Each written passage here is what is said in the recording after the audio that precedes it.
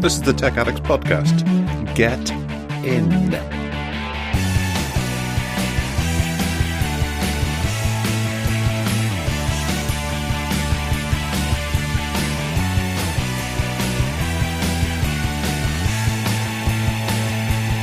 This week, a wearable air conditioner, a poetry camera, confusion about Marshall headphones, Blackview Hero 10, the Xperia Mark I, 6, new Evercades, and some useful Windows applications.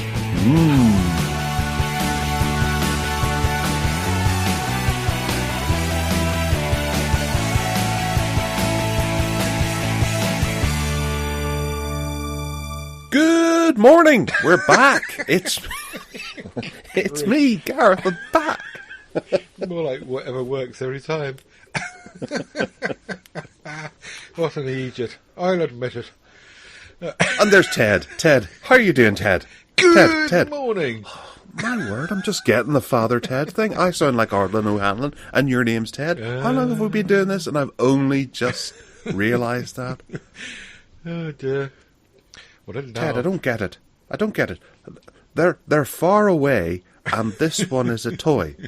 Far away, and I don't get it, Ted. That's a really funny episode when they're in the caravan, isn't it?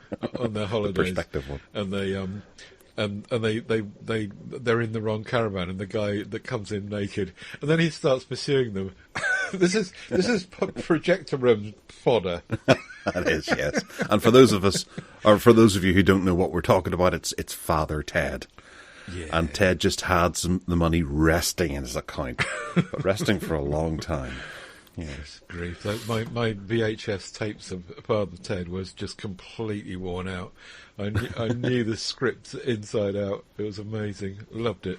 Anyway, back to Tech Addicts. Hello. Hello. The sun's shining here, and it's kind of getting towards being like spring now, and it's a blue sky, and there's your weather report.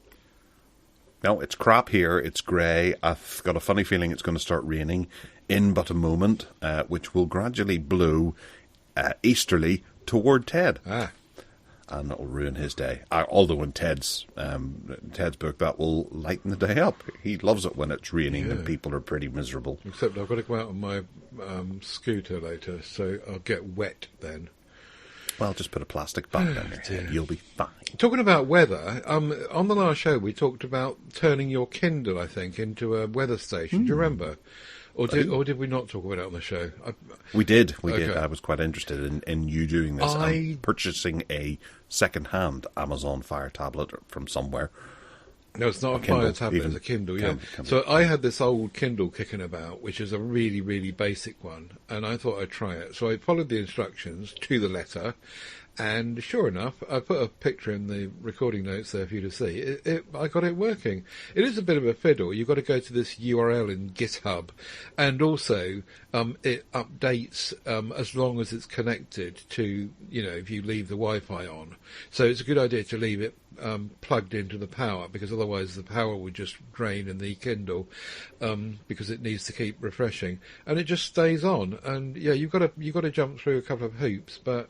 And also, if anyone's doing this, there was one thing that was not very intuitive, which is the instructions don't tell you that on the last stage you've got to go scroll down the page, which is out of sight, and hit the save button, otherwise it won't work. And you can't, it's not very obvious. It failed a couple of times for me. But yeah, I got it working, and it's very neat, and, good for those tinkerers that make these things happen, I say.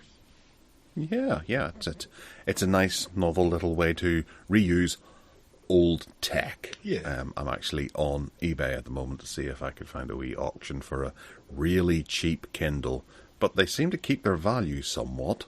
There's a 7th generation for £13. Wow. With 5 hours to go. I don't know how far back it'll work. Does it? Does the instructions say? Do the instructions say that you've got to have a certain? No, I don't think so. I'm looking at the instructions again now, and it doesn't say it won't work beyond a certain vintage. So give it a go if you can find one. Possibly, yes. I'll watch a couple and see what they go for, because I wouldn't want to pay any more than £20 for this, because it's a lovely little thing to have at the side of your desk that just keeps you up to date, and whenever you're recording a podcast, you can update people quite easily on what the weather is going to be like for the rest of the day. Yeah, and it helps if you know Chinese. Ah, right, okay.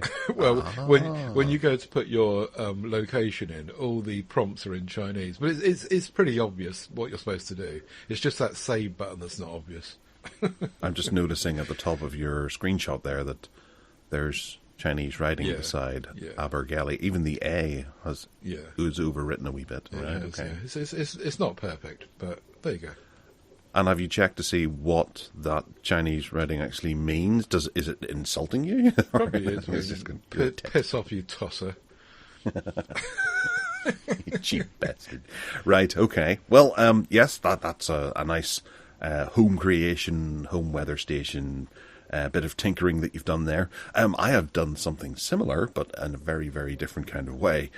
Over the last couple of weeks, I had to take some time off from podcasting to focus on one particular thing. But in between doing spats of focusing on that one particular thing, I spent a bit of time looking at my NAS, and I had done this before and not been particularly overwhelmed by it, and also had trouble getting it running when it was in its early state.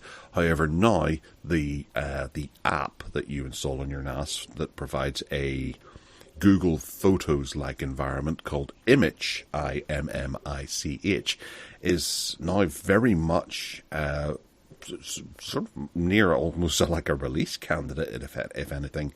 It's a lot easier to set up, and it's a lot more feature-packed, mimicking much of what you would expect to see in Google Photos, save for maybe some of the more professional editing suites and things like that that Google Photos actually provides Pixel users and things like that. But most of the basic stuff is all there: facial recognition and geolocations, and they've now made it quite easy for you to be able to take your Google Takeout stuff of photographs and import it into Immich using a function called Immich Go. And then it reads all of the information, and whilst it didn't do albums for me, some other people are saying that it does do albums, and I don't know what I did wrong, but I've just imported 48,000 pictures from Google Photos, which took 2 days, and Immich has scrabbled all of the information and put them together into one big album, which is a bit pointless, but I was going to say, what's the advantage in all this over Google Photos? Well, one day I'll be able to get rid of Google Photos. Not yet, however, but it gives me a second backup to my Google Photos. Okay. And this will only grow and grow, and I'll be able to start afresh and be able to organise things the way I want them to be organised. And it doesn't give me all of... Well, I suppose I still do get it, but it doesn't give me all of that crappy Google Memories thing where it reminds you of dead people after they've died on their anniversary, where you've maybe taken a picture of them or something, or scanned in something. It's like, do you remember this person or this dog that you lost recently? This time last year you were having fun with that dog. And now you're crying. Oh, yeah. No, I'm not. Thanks, Google.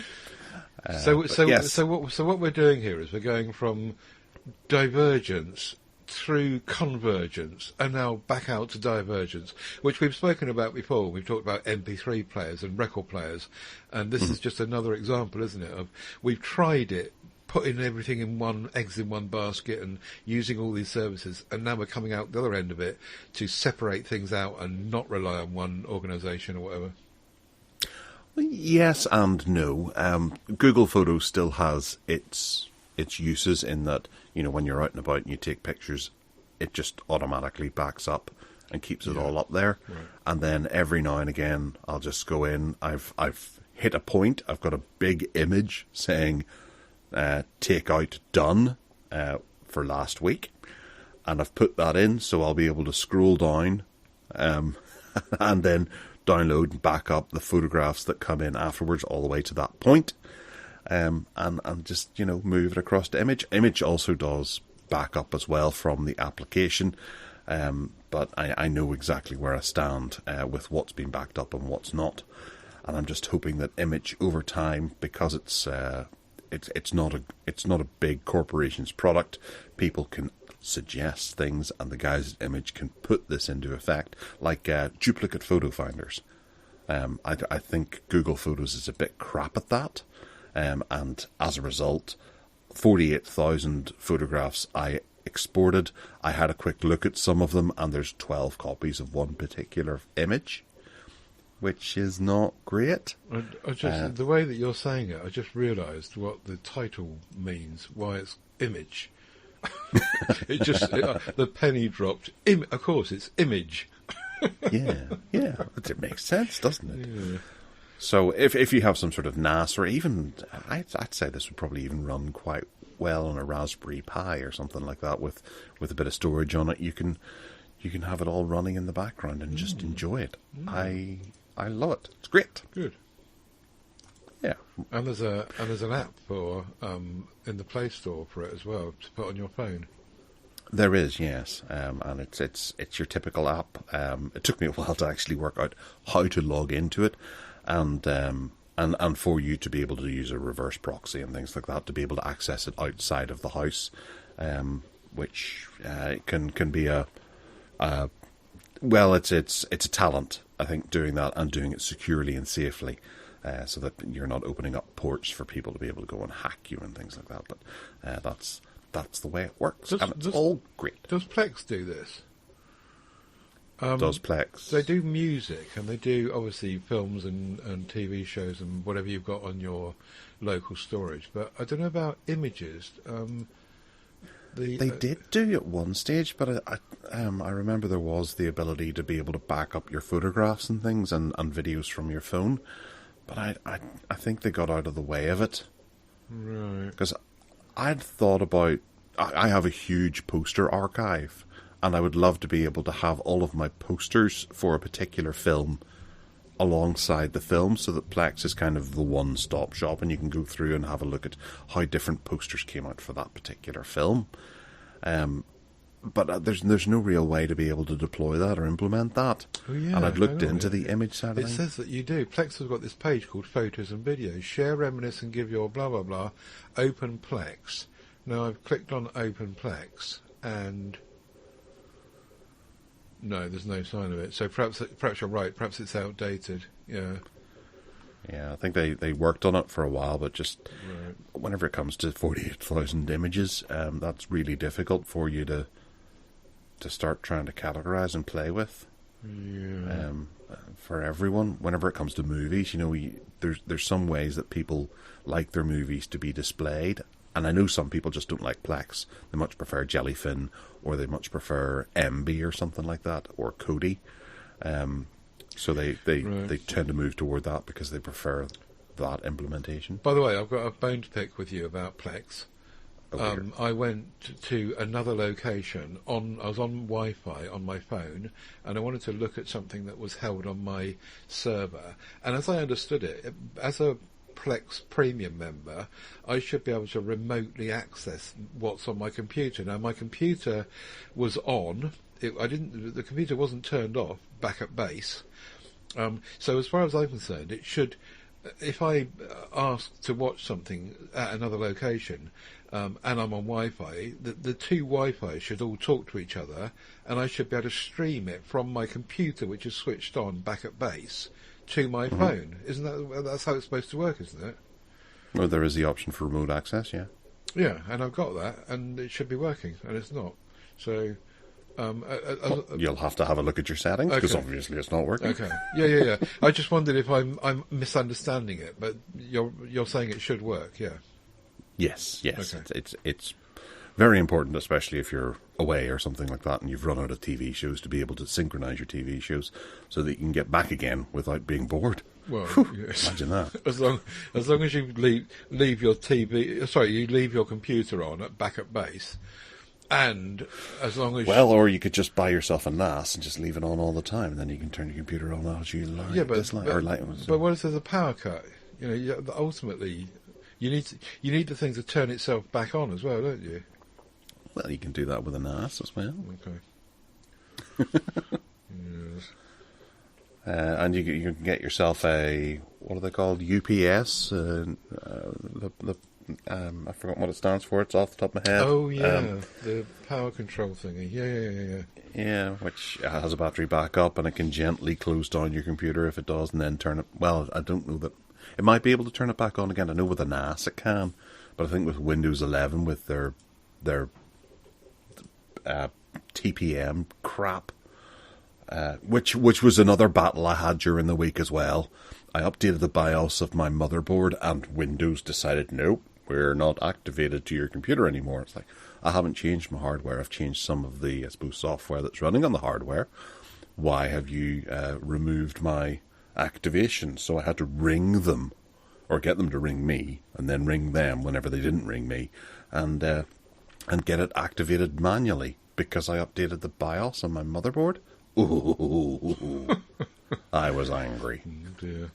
The poor girl. Right, I just looked at my settings on my remote access on Plex, and it says, not available outside your network.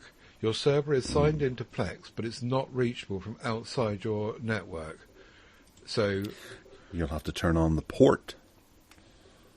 That bit there with the Plex logo that says turn on your port forwarding. So you can look into that afterward. Okay. We won't bore all our listeners with my problems. It was just an interesting thing that I thought this should be working, and I was, from what you're saying, you're right. I'm right. It should be working. Anyway, back to Immich. Oh no, we're done with Immich. We've moved on from Immich. We'll just go straight on to the news because we're working through this in a rocket pace. It's fantastic.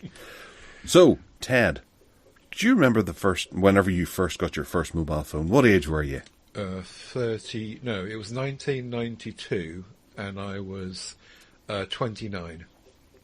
Ah, balls. That kind of defeats the purpose of this line of questioning, because it turns out that a quarter of the UK's 3 and 4-year-olds have a smartphone now. Yeah. I was talking about smartphones, not dumb phones. Yeah. Yes.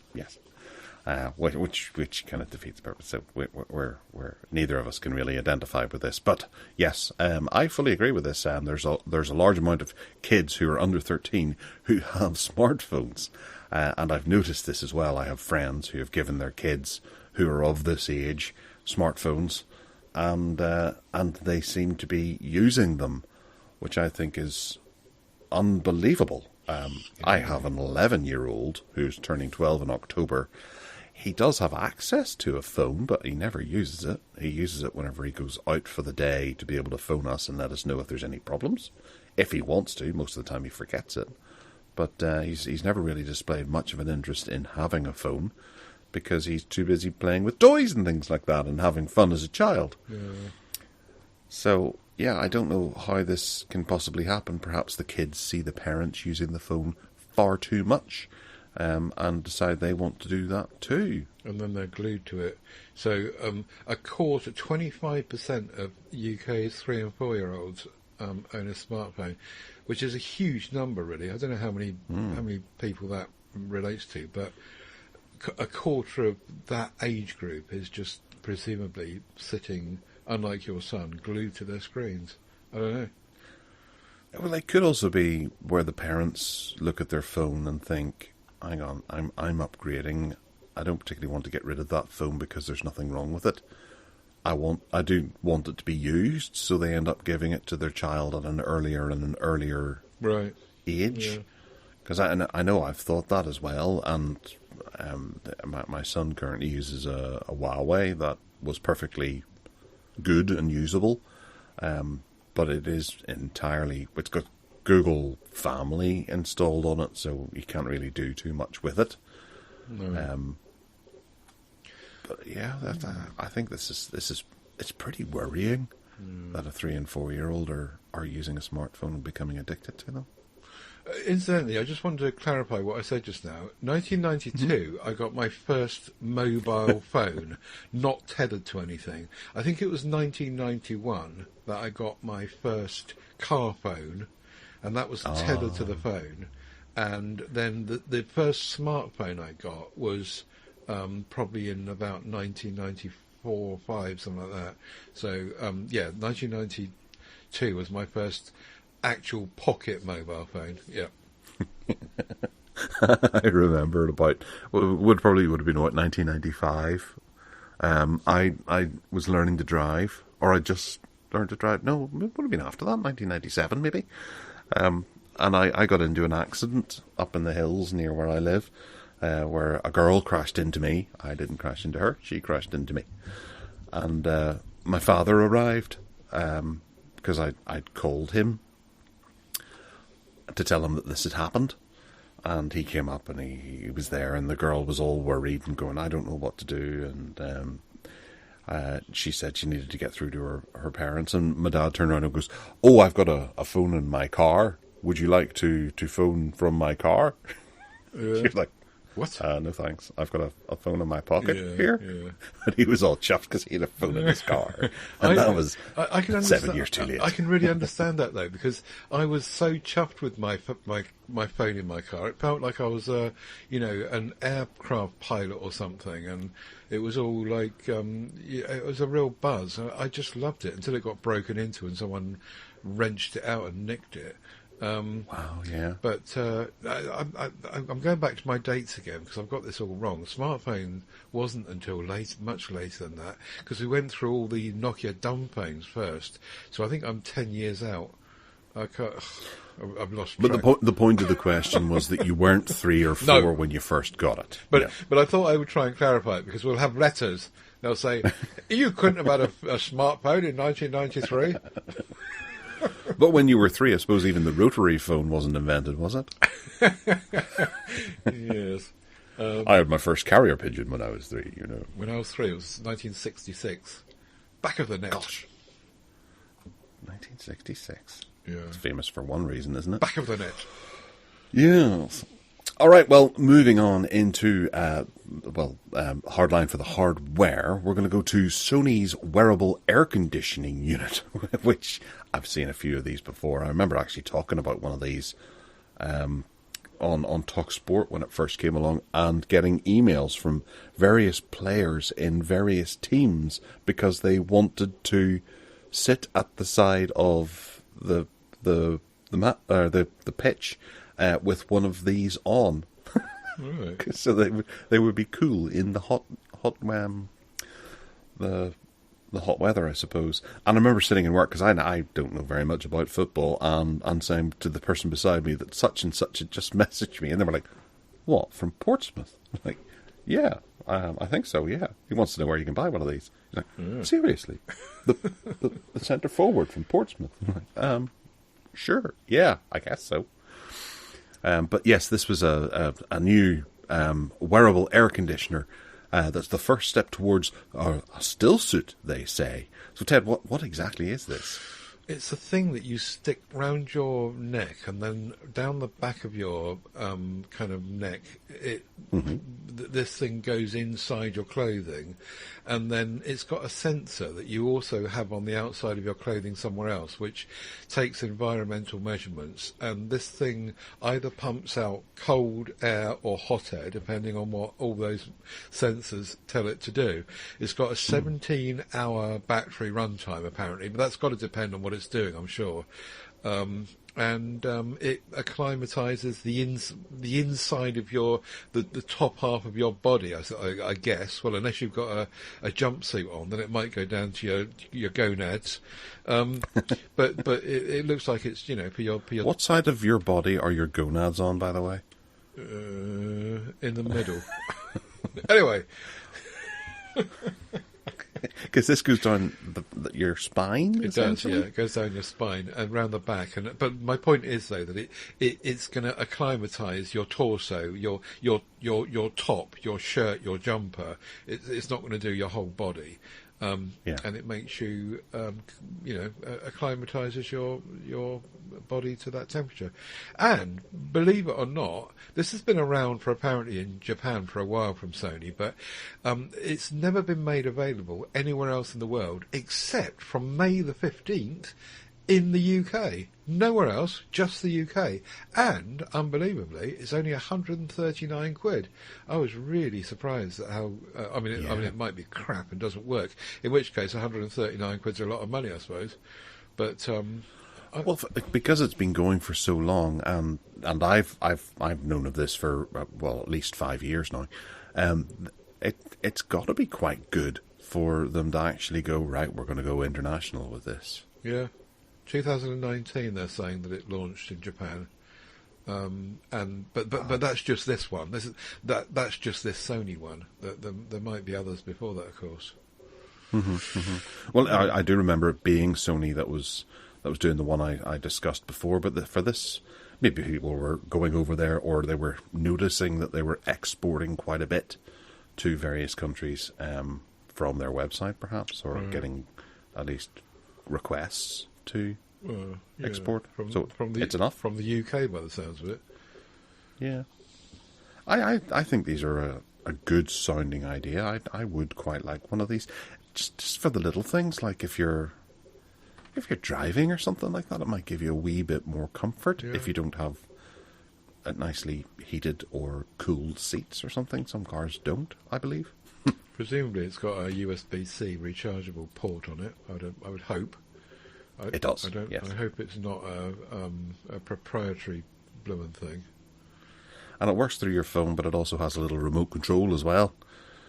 So you don't have to interact with your phone if you're driving. You can use the remote control. Very, very cool. But it's called the Reon Pocket 5. I'd love to try one of those. You can use your influence and get one in for us to try. Not in the slightest, no. And it's only 116 grams, which is exceptionally light. Very worthwhile. I quite like the look of these. I might entertain getting one for myself, because it would be nice to chill your back. Indeed. Chill your back. Yeah. And Ted's gonads that are for some reason down round his arse. Yeah. Well, I suppose you could just put it down in your bottom half, couldn't you? You don't have to put it round your neck. You could stick it where you like. So, we're going to move into some poetry here. There was a young poet from Peru whose limericks ended on line 2. Go on. Sorry. Go on. Right, okay. That's the only poem I know. So the world's first poetry camera, which uses AI to power and turn photos into poems. Ted, I can't muster up the energy to talk about this, to be honest. Well, the thing is, you can't buy it. It's a project that these kind of nerdy GitHub people have put together with a Raspberry Pi, and it's just an experiment, really. But it's just quite interesting that they're showing a photograph there of someone who's pointed this thing up at the ceiling of what is that? It's some sort of museum. I probably should know what that is. Everyone will say to me, for goodness sake, how uneducated are you? Don't you know what that famous ceiling is? It's not the Sistine Chapel. That's the only famous ceiling I can think of. Other than perhaps Peter Stringfellow's ceiling. So they pointed this thing up at the ceiling, and it's produced this little poem, a 4-line poem. A ceiling's dance of shadows, golden lay upon the wood, deceives the eye with skies of spring where stone and timber stood. So my view of this is that this is destined completely, even though the creators of this have said they will not commercialise it. It's destined to be an app, isn't it? It's going to work its way into the AI of Google and Apple phones and Samsung phones at some point, if anyone's got the slightest interest in it, and they probably have. So it will just become one of the things you can do with your camera on your phone. But in the meantime, there is this kind of prototype lump of thing that looks like a Polaroid camera that will do it now. I do think that, yeah, certainly someone in Shenzhen or some big area of Chinese mass manufacturing will probably jump on this idea, and you'll start to get poems being printed out, much like Amazon descriptions, with really bad broken English. Yeah. It'll become more of a joke than anything else, and it'll probably kill it. But hats off to these guys who have managed to do this, and do it quite well, because that is a nice little poem for the image that they're showing. Yeah. And it's print on recyclable paper. Indeed. So well done to you. Yes, how lovely. So you can now my son actually mentioned this to me before. He wanted to be able to do this because he looked at someone doing sign language once and he turned around to me and went, "What are they doing?" But you can now translate sign language automatically with some new Raspberry Pi glasses that can understand what they mean. I don't think there's any way that this is actually going to teach you sign language, but you can at least communicate with someone who has maybe some sort of disability that allows that, and they have to use sign language to communicate. So talk about prototypes. Look at the state of those. They do. They were built in Minecraft. At the moment, they're based on another project from Raspberry Pi, and they've got a camera at the front, and they look as though they're 3D printed, don't they? Yes. And yeah, as you say, you can stand in front of someone who is signing to you, and then this thing will tell you what they're saying. However, at the moment, it's quite limited in that it will only do individual letters. It won't do words or sentences or anything, so it's early stages. But yeah, interesting idea. Interesting that your son was onto it. Well, yeah, it was just the other day, actually, he mentioned it to me. And it initially made me think of Microsoft's Kinect when it came out for the Xbox and could barely determine between your foot and your head. But it's amazing that it's taken this long for some sort of actual success to be, or success story to be attached to being able to automatically translate sign language. Does he know, for those like myself who are uninformed? Does he know people that use sign language then? No, it just came up in a conversation Right. whenever I think he was asking about, I can't remember why, but he said that we should have some sort of camera that tells you what someone is signing. Yes. And that made absolute perfect sense. Then all of a sudden this shows up the next week in the show notes. Yeah, well, there you go. Another good, worthy project. Absolutely. I would say this is a worthy project, but your credit card could soon have an OLED screen in it, which is great. And I imagine it's probably going to get bigger and bigger, and eventually it'll turn into a 60-inch that you'll be able to watch things on the go. But yes, our new flexible OLED lighting panel could be integrated into credit cards, which will be able to give you a sort of a more flashier credit card when you're using your flexible friend. Serve you up adverts. Possibly, yes, or even show you your balance. Maybe that might be a useful thing. That would be much more useful, wouldn't it? But you know where this is going to go if it ever takes off. It's going to show you adverts, but it's only powered. The point here is that it's only powered by NFC terminals, so it will only work or do anything when it's actually being used on a terminal to pay. So when you put your card on it, that's the only point at which you'll be able to do anything. But at that point, you're right. The useful thing would be to show you a balance, or confirm that the payment's gone through, or whatever it is. But I'm sure that it will be exploited for something else. But bear in mind also, this is just at the point in time when cards are going to be obliterated, and everyone's using their phones to pay for things anyway. And I'm not sure how long there is left for credit and debit cards. Are you? Yeah. Most people are sort of using things through Google Wallet or whatever, or Samsung Wallet or Apple Pay. And that's far handier because people generally have their phone with them. My wife takes my bank card and I don't have it anymore. Yeah. Every time I go to use it, it's not there. But one thing I would like it to do, if it were to do anything, is be able to tell you the reason that a payment has been declined. If a payment were to be declined. Because there's nothing worse than standing there going, there's definitely enough money in the account. And the person behind the counter is like, you mustn't have any money. You poor person, you get out of my shop. She's saying it as loud as they can in front of everyone else. Yeah, and then you go outside, check, and it's like, yes, there's £1 million available, and walk back in. And you can't just sort of set it down and go, sort out your bloody equipment, you a-hole. Yes. But yes, it could help sort things out like that, and that would be one useful thing to have on your card, so you can, stick it up their arses instead of your own. Right, Pi-hole. There's a new Pi-hole 400 that is coming along, and it looks a little bit like a very ultra-portable notebook that we used to get all those years ago, the e-PCs and things like this. It's got a wee 13.3-inch 1080 display. It's got a trackpad. It's got a keyboard, and you can pull it apart and be able to dig in and around it.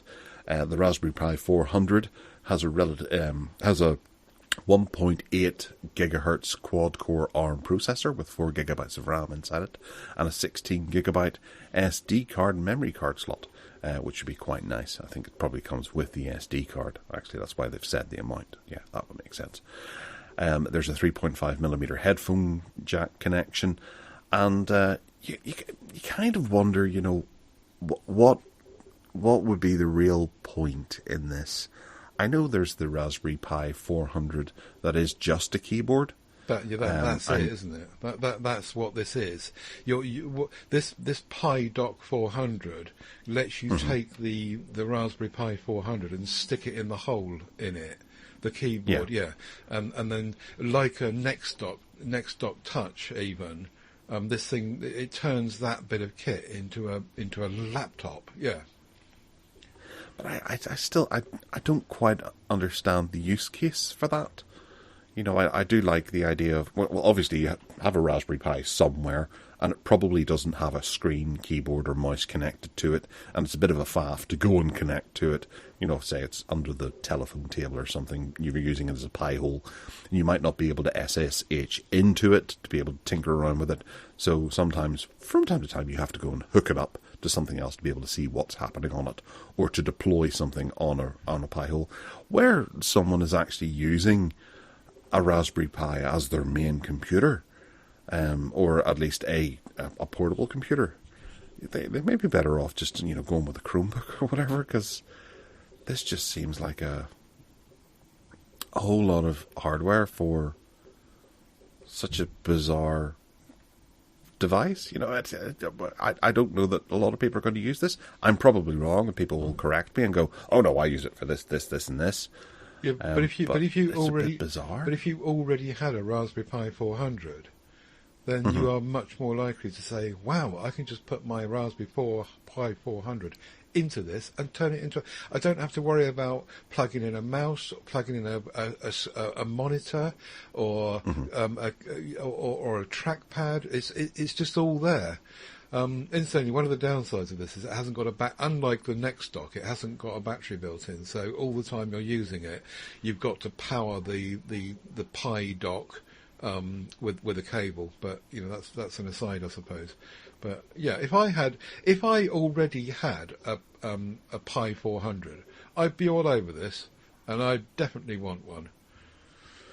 But what would you be using your Pi 400 for? I don't know, because I haven't got one. But if I was the kind of person that was into Raspberry Pis and enjoying tinkering, Ian Barton comes to mind. I bet you if Ian Barton had a Pi 400, which he probably hasn't, because he would tinker at a lower level than that. The Pi 400 is kind of all-in-one unit that is designed for kids to play with, I think. But I just think this looks like a really nice idea. Stop poo-pooing it, you miserable git. I just can't. I like the idea. I do. I like the implementation of it. I just can't see them selling them at volume. I think already the Pi Dock, or the Pi 400 has a limited appeal. I tinkered with the idea of buying one so that I could use it as a Commodore Amiga and plug it in and be able to play Commodore Amiga games and have a workbench and all that kind of stuff. That was my takeaway from the Pi 400, but I wasn't prepared to lay out that amount of money to be able to do that. The Raspberry Pi itself goes into various different places and can perform functions where it's running as a little tiny lightweight computer that might just do Pi-hole, or might do Immich, or it doesn't have enough horsepower really to or I don't think it even can transcode on Plex, but you can have Plex running on it, sitting in the corner of a room. So this kind of distracts away from the whole idea of the Pi-hole being a small, tiny little computer that you can forget about. For tinkering. It's for tinkering. It is for tinkering, but it's more of a permanent setup for that. Well, except you can use it or not use it. So have this, have the buy it and not use it. Well, have the Pi dock, for example, in the boot of your car if you go somewhere. But at home, you can plug your Pi 400 into your monitor and keyboard. If you're out on the road, you've got a little Pi dock that you can rove with. Incidentally, there's $50 off this at the moment. $189. It should be $240, I think. And it's $189, but it won't tell me what it is in pounds, even when I put in United Kingdom. So, yeah. Yes. See, I was desperately looking to see if there was any comments that people have just to enlarge my mind, expand my mind into what people would use this for. Because I just can't. No, but I can't see where people would practically put this into effect for a job case scenario. You know, if you want to take a laptop with you somewhere, you get a Chromebook or a Windows laptop. Fair enough. I think, as I say, I think it's for enthusiasts, for Raspberry Pi enthusiasts, and not for everyone else. Okay, I want an example of where somebody uses it. Let me know in not in caps, folks. I do like Raspberry Pis, and I'm sure someone somewhere will use it. I'm just curious. Okay, just curious. Okay, Ted, do you want to tell us about what Marshall has dropped on us? Marshall has dropped on us an upgrade to the Marshall Major headphones, which I've got here, and I'm wowed about because even though the sound is not great and there's no assistant pretty much involved in it, they last for 80 hours. I don't actually use them that much because I've got my Sonys, but I fired them up last night ahead of talking about it today, and it must have been, I don't know, 6 weeks since I last used them, and the battery's still on 80%. The battery on this headset is supposed to last for 80 hours. And this new working of these very headphones increases that even further to 100 hours. It's just stunning what they've done, Marshall, with this. And they're not that big. How they've got that battery in there to do that job, I don't know. But also, for me, importantly, they've now added in the Google Assistant, or the voice assistant stuff, which was really annoying before because it didn't have it, and you couldn't use it pretty much through those headphones. There's also an update to the Minor, which I've also got here. The Minor, whatever number of Minor it is, that's the little headphones, the earphones rather. And I really like 3, isn't it? Have I got the 3? Oh yeah, no, it must be. Yeah, 3. And so this is the Minor 4. You're quite right. There you go. Oh. And the upgrade to them is just going to make them nothing particularly fantastic. I don't think it's just going to make them better, slightly better battery life, but nothing hugely different. And 129 quid for the actually that's come down, isn't it? Because the Major 4 was 3. The Major 3, the one that I've got anyway. I'm sure it was much more than that, so they've come down in price as well. 129 quid, and the Minor earphones, 119 quid. And again, that's cheaper than they were on release before. So, updates to Marshall headphones and earphones all round. Who? What? 100-hour battery life. Wow. Are you not impressed with that? I think that's really, really good. Yeah, no, that is pretty phenomenal. And such as, but that's between charging in the case and no, that's the headphones. Not the earphones. That's the headphones. They just last. The battery is just phenomenal. Well, the ones I've got are as well. 80 hours, and they're shifting that to. I don't know how they get it in because the cups are actually not that big. Well, perhaps they are a bit bigger on this one. I don't know, but I'm very impressed. I'm just genuinely confused by all the names now. I wish I hadn't listened to you. So there's the monitor, the major, the minor, and the mode. The monitor are the bigger, not over ear ones.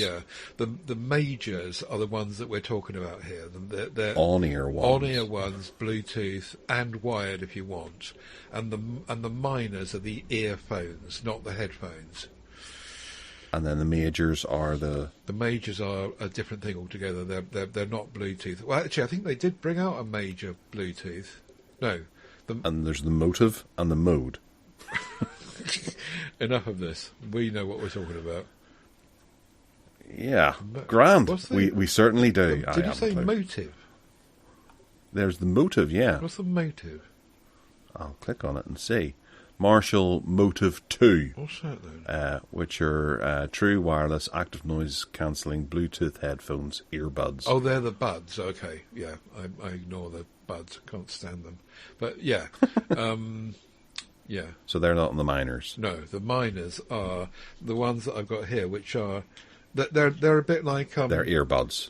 Well, they're earphones. They're a bit like what Apple used to do with their earbuds. It's got a little stalk on it, and it doesn't go inside your ear canal. It sits on the edge, and I really like them. I think they're good. And then the mode are wired earbuds. The mode. Yes. Oh, where are you getting these terms from? I've never heard of the Marshall mode. I'm just going through Marshall's catalogue on Amazon. Really? The Marshall Mode EQ in-ear earphones, and they have a 3.5mm headphone jack on them as well. Marshall They're 70 mode. squid. Marshall mode. Oh, yeah. Yes. You're right. I've never heard of them.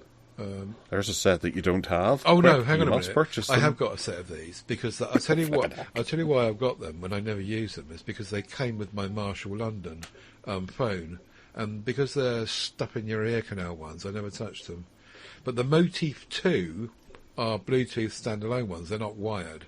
I think we're going to be in danger of boring everyone shitless with this.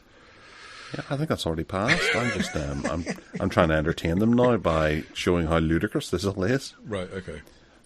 So there's the Marshall Marina as well, and the Marshall Maxi, and the Marshall Allegro. Yes. Anyway, those are Austins, by the way. Yes, well done. We must move on from Marshall. Go away. Yes, we'll go to Bang Olufsen because they've got back into CD players. Thankfully, it's about time. But I will say this is just a smidgen too expensive for most people. If they're trying to get people to get back into buying CDs, then I think they need to lower the prices just a wee hair. Because they've got this pretty good-looking CD player, the Bio System 9000C, that takes 1, 2, 3, 4, 5, 6 CDs at a time. There's also a 4002, but the 9000 is the one where all the action is. Ted, what? It's got an app. I'll give it that. And it's got Bluetooth built in. Right, so that justifies the price, doesn't it? This is $55,000. The reason that it's that price is that they've only made 200, and Bang & Olufsen has taken back in the whatever BioSound 9000 units they could find from around the world. They've taken them back into the factory. They've carefully taken them apart, piece by piece, updated. Piece by piece. They're not taking the piss. No, right, okay. Piece by piece, replacing bits with more modern stuff when they can. They've just basically a project of love to make this happen for the modern day, and they've called it the 9000C. So they're second hand. They're second hand, but they've been completely Bang & Olufsen are turning into Gumtree. They completely reworked the whole thing. With new components, new everything, lovingly reworked it, added, as you say, an app for phones and Bluetooth as well, and blah, blah, blah. And they've only got 200 of them to do this with because they can't find any more of the original ones to do it. And they're flogging them out at $55,000 each. Flipping heck. But it does look nice. And I honestly don't remember this from first time round in the 1990s. I don't remember seeing that at all, do you? No, and given the look of it, probably the original price, I imagine that they're all full of cocaine now and probably don't work. Well, they will work after they've been redone by the clever bods that are... Yeah, it's obviously a project of love, isn't it? And that's why they're so expensive. But what I was going to say was, I actually do not have a single CD anymore. I've gone all vinyl and all MP3, and CDs are just all gone. Don't tell me you've kept every single bloomer one of yours. I kept every single blooming one of them, aside from some that were scratched. Right. And there was actually one that I managed to reclaim after losing for 7 years. I worked on a ship. That I left it in the officer's bar down in the bowels of the ship. And 7 years later, it came into Belfast. And I messaged someone who worked on it. And they went down to the bar and got the CD and gave it to me at Belfast Docks. Excellent. And it works. Brilliant. It's yeah. What a great story. It's nice to be reunited with that. What a great story that is. No, I haven't got any. But the prices of CDs as they are at the moment, you could easily buy 100 or 200 CDs at next to nothing, couldn't you? Well, I think the price of CDs are rising again. If you go somewhere like Discogs, buying a particular CD that, maybe it's an album that wasn't particularly well circulated, you may end up paying an awful lot of money for it, whereas some CDs are still pretty much worthless, like the ones that everybody bought, greatest hits albums or whatever, are tuppence halfpenny a disc. But I think one of the things that I like about this story in particular is that Bang & Olufsen have gone out and, whilst they haven't remanufactured something that was an icon, not really an icon, but it was something that they were invariably quite proud of, and must have sold well enough that it was on their list of interesting things. They've gone back and done something with an old design that obviously people like. They're charging an absolute fortune, and I do wonder what how they got those back off the people who had the original 9000s. Did they go and make them an offer, or did they say, for 55 grand, we'll take what you've got there, bring it back and put in Bluetooth and things, and an app that works? I do wonder how this sort of came about, or did they just go round all the I don't know, the thrift stores and Oxfam and things like that and pick up as many as they could find, and now they've redesigned the innards and they're putting it out again with a huge hefty price tag.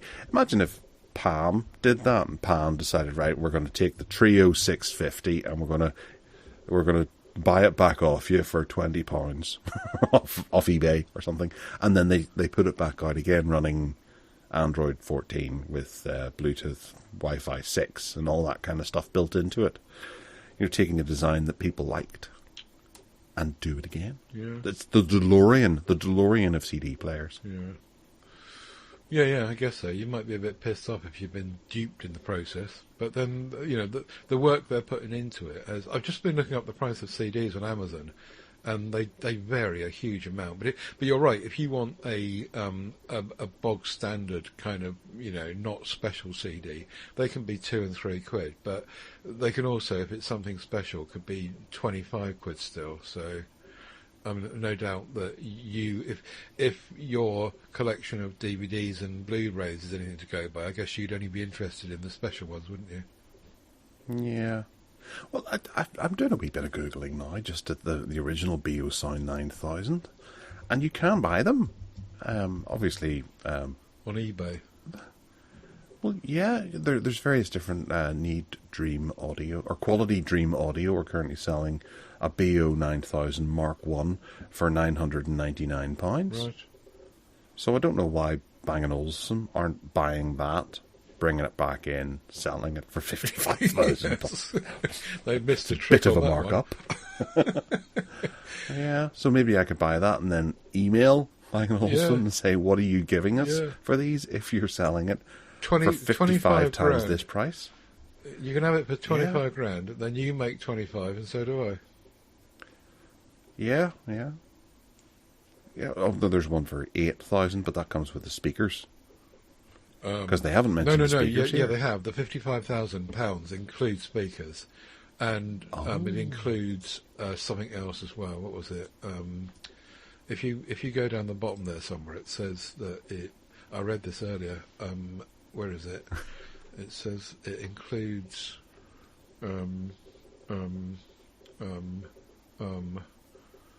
where is it? Yeah, okay.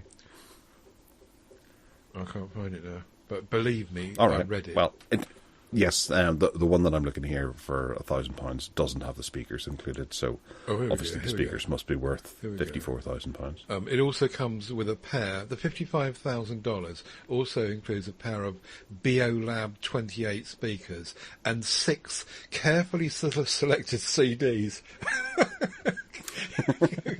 Right. I wonder who's in charge of choosing those. Flipping heck. I'll just chuck whatever we have in Madonna's greatest hits, Queen's greatest hits. Get them off Discogs for 99p. Yeah. Anyway, the other thing I was going to mention was, before we leave this topic, is that the only thing that I've got in my possession to play a CD is in my giant Windows 10 computer. If I had a CD, that's the only place I can play it. Wow, right. Yeah. I think I mentioned this once before, but having done a bit of a computer upgrade, I never even considered a CD drive or a bay for it. I just bought this new case, stuck everything into it, and it was only a few days later, or a few weeks later even, I was looking at my son's computer, and he's got my old DVD rewritable drive, and I had to go and get myself a USB plug-in one so that I could rip my DVDs and Blu-rays. Yeah, definitely. And I have to say that I have not used, since the last time I did some ripping of DVDs, ages and ages ago, I have not needed an optical drive at all. But yeah, but that would be the only way I could play a CD. Okay. Wow, you don't even have a DVD player? Nope. Wow. I just stream. Since I found Plex particularly, I just don't feel the need for any of this stuff. But obviously, you ripped all your DVDs into your computer and then got rid of your DVD player, didn't you? No, because the DVDs are in the. I put them in the computer to rip them before I got rid of them. Yes. Yes. There we go. But back in the day, years ago, of course, I did have a DVD player. Yeah. Everybody did. Yes. All right, moving on before the copyright pirates come chasing us.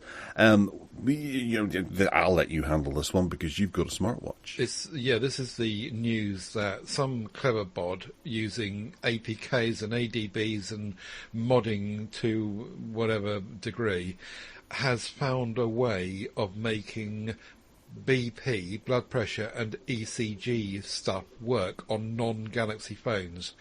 So that is the sole entry into our Wearables Watch this time.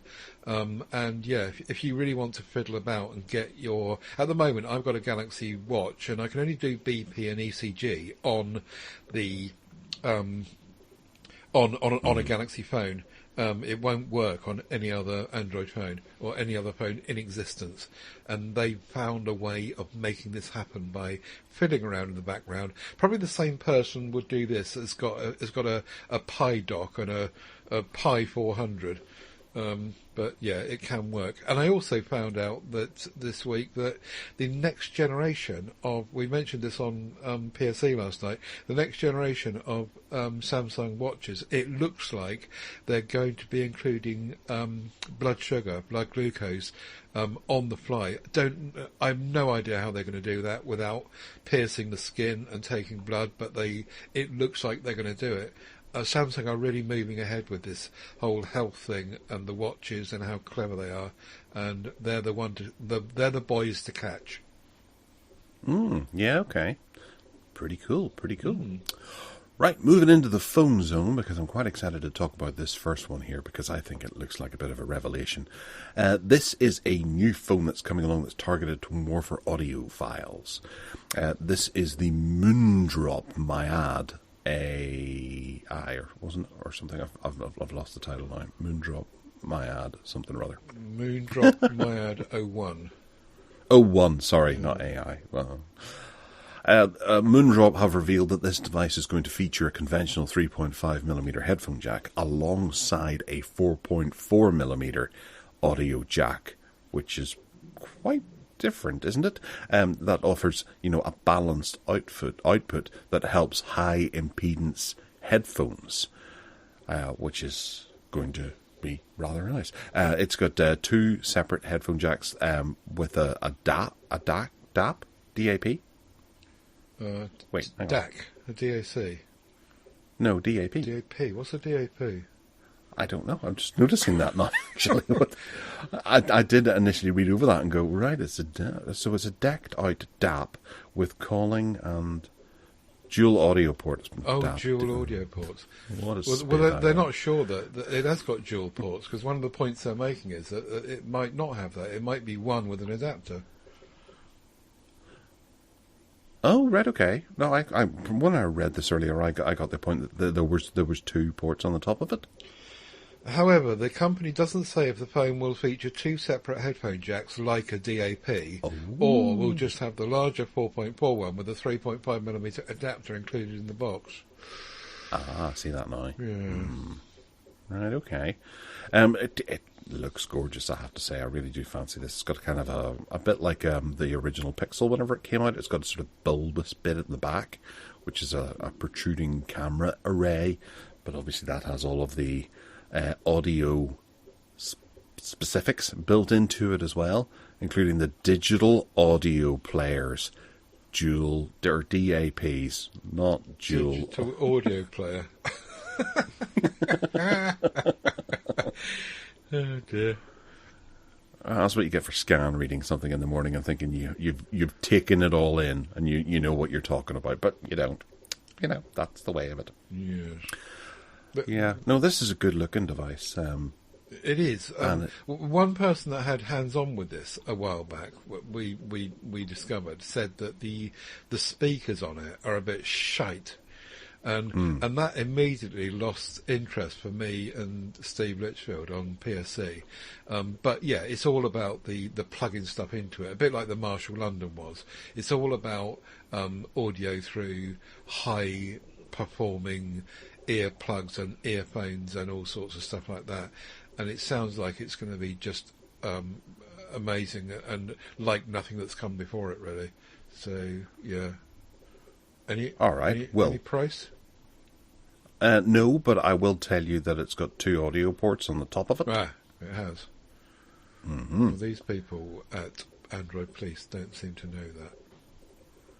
Okay, well, Googling Google Images will allow you to see both of them. Okay, good. Well, good for you. You've done your homework after all. I tell you what, I'll stick the link in underneath it just so that people know exactly what I'm talking about. Dual ports here, folks. DAP, not DAP. Just to confuse people all the more. Right, I'm going to have a look at that now. Now you've bothered to put the link in. Oh yeah, so it has. It's got a 4.4 and a 3.5. It does look really nice, doesn't it? It looks like it's really nicely made as well and finished, and it has the feel or the look, rather, of a Sony device about it.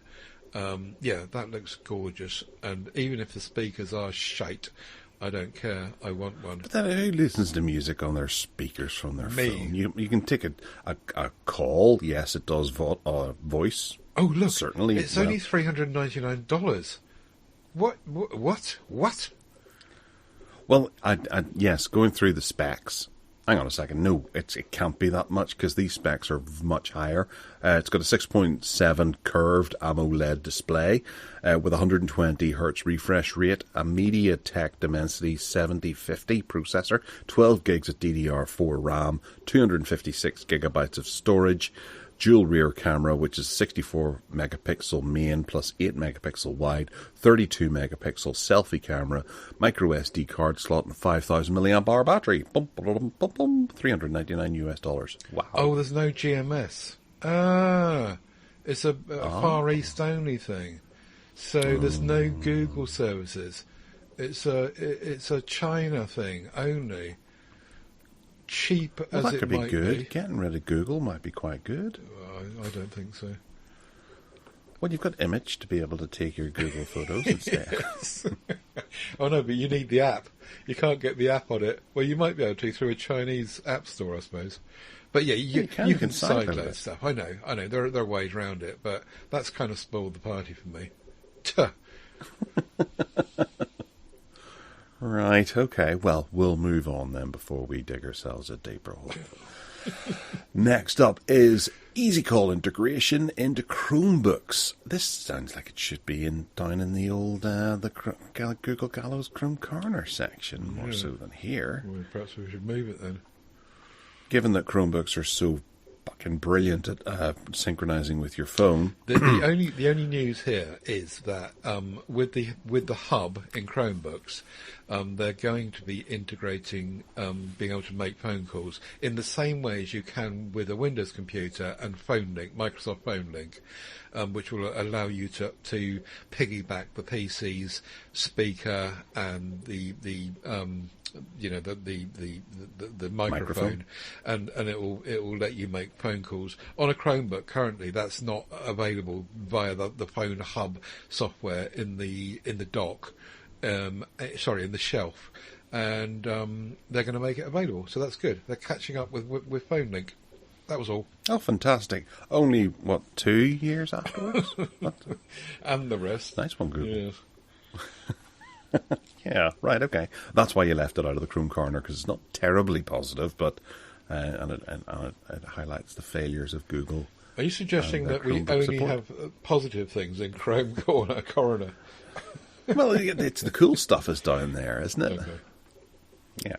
So Blackview Hero 10 is a new 6.9-inch Super AMOLED display rocking phone that's arriving. That's got 60 Hz refresh rate, a nice 108 megapixel camera with an 8 megapixel ultra wide, 32 megapixel selfie camera, MediaTek Helio G99. Getting sick of doing that. 4G networks and 12 gigabytes of RAM, 256 gigabytes storage, running Android 13. And running Android 13, and it's made by Blackview, which means that it will never be updated. But the news here really is the primary news is that it's the cheapest, all ears, the cheapest flip phone that's been released up to date. And it's going to be the grand price of €399 on release. So the Hero 10 coming in May, a global release. If you want to take a risk on a Blackview phone and want a flip phone, or your offspring want one because all their friends have got a proper Samsung one, then they can get a flip phone on the cheap. And yeah, I think, to be honest, Blackview are highly unlikely to be updating it anytime soon. And, the last thing is that it's only 4G. There's not a 5G aerial in it, and it won't work with 5G. So it is kind of dumbed down, but it's cheap. So the cheapest flip phone yet. I dare say you might be better off getting that ZTE Nubia Flip. It's $20 more and has stuff in it. Or just buy a second-hand Samsung one and be done with it. Saw it in half. With this money, honestly, for 400 euros, you can buy a second-hand Flip 4, for example, which is almost the same. Well, it's much better in many, many ways. But people don't want second-hand stuff, do they? No, and you get the full 7 years of. No, you don't. 4 years, actually, do you? That's 4 years. 4 years. Yeah. Yeah. Oh well, okay, yeah, that's still pretty good. And it only came out 2 years ago, so it'll be fine. Yeah, grand. Right, back to Sony with the Xperia 1.6 not 16, but 1 Roman numerals 6, because we're crossing 2 different divides here, where it's the Arabic, isn't it?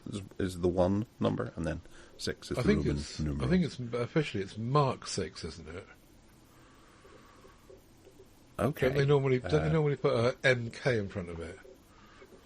Anyway, do carry on. I couldn't tell you. Well, yes, it's going to be coming soon from Sony at the upcoming Xperia event on May 17th. It looks like that's going to be the date that they hopefully announce it, which is a Friday, and it should be around about 6 a.m. Eastern Time, which is 7 p.m. Japanese Standard Time. The middle of the night.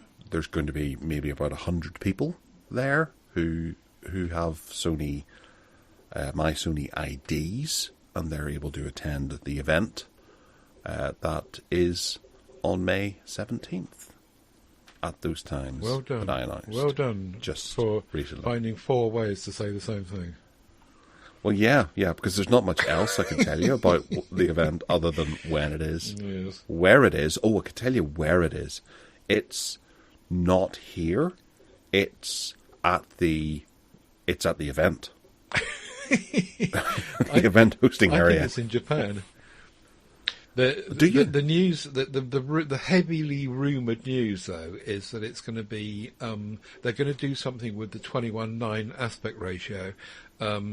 Everyone is suggesting, renders have leaked out, that they're doing away with the tall aspect ratio, and it's going to be more like 29 or something. It's a bit less tall, which I think might be quite a good idea. And also, it looks like they're sticking with the micro SD card this year, and also the 3.5mm audio jack. But yeah, those are the changes that we're looking. And also, the Xperia 10 Mark 6 will be announced the same day, with the 5 Mark 6 coming sometime later, no doubt. They've also revamped their naming convention. Did you see that this week? We haven't got that in the notes, but they're changing all these ridiculously long names of a lot of their stuff, and they're calling their speakers something else. And I can't remember what it was now, but I think it was 3 or 4 letters beginning with A, and it was like a much more like a buzzword than these stupid long meaningless strings of letters and numbers. Product codes. That's the one. Catchy product codes. Like XMG 1000 XM4 ABC. It's taking place in B&C Hall, which is in Tokyo. Aha! There you are. Shinagawa City, Tokyo. And if you want to see it, then you'd better set your alarm for about 1 o'clock in the morning, probably. And if you're going there, I do have a map that has pretty good directions. If you need it, so let me know. Hit me up if you want to have a map. Hit me up. You're selling them, are you? No. I'm doing my research. Make some money. Whilst we're talking about it, as opposed to before, when I should have done my research. Moving on to In the Name of the Game. Oh, yes, we've got some exciting stuff to talk about, and I remember seeing these being announced by Blaze when they were announced. This is a new, cheaper set of Evercade retro consoles that they're putting out, called the Evercade EXP-R and the Evercade VS-R. In addition to this, they also announced that they would be doing a new type of cartridge that's designed to take a larger amount of information, so that they can burn CDs essentially onto it, and you'll be able to get more advanced games for bigger consoles to appropriately emulate them. And these will be compatible with those new cartridges that are coming out.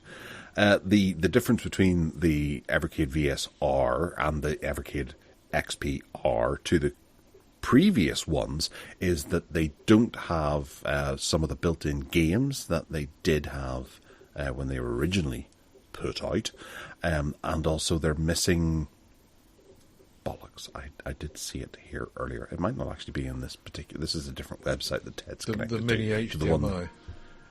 The mini HDMI is missing as well, which I suppose maybe people weren't using as often.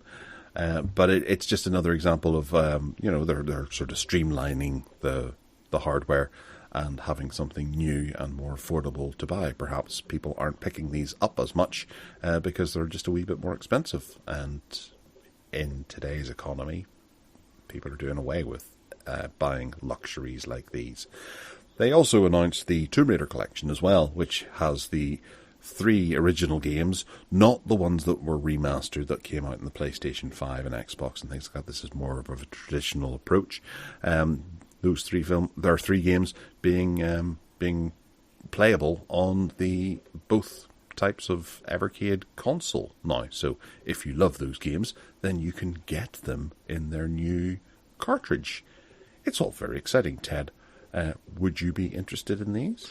Well, I've already got a Evercade handheld, which is more capable than these anyway. So not personally, but it does look very nicely designed, I have to say. A little revamp going on. So you said what the difference is between the EXPR and the VSR compared to previous models. What's the difference between the EXPR and the VSR? Do we know that? Is there any homework been done here? The EXPR is the handheld one, and the VSR is the TV in-house gaming console. Okay. Yeah. and it only comes now with 1 controller as opposed to 2. Okay. That was one of the other differences for the VSR. Right. If memory serves. Yeah. Well, I've got one here and I never use it. Okay. Because you just need to get some games. You just talked me into buying it, and I've got one here with a load of games, and I just never look at it. I'm just getting to the point where I think that I'm not a game. We'll come to that topic a bit later on, but for those that like it, it sounds great. Yes, I know.